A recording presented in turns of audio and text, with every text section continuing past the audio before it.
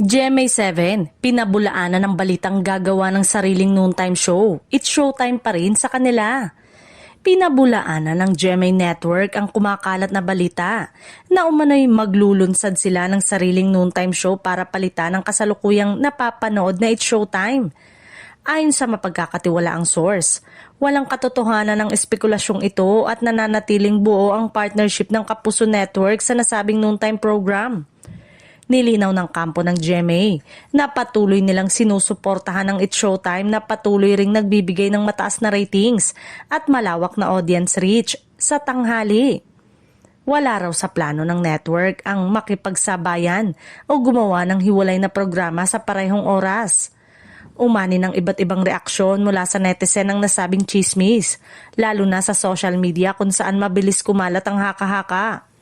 May ilang mga nagpahayag ng pagkabahala, habang marami rin ang nagsasabing masaya sila sa kasalukuyang setup ng noontime block ng GMA.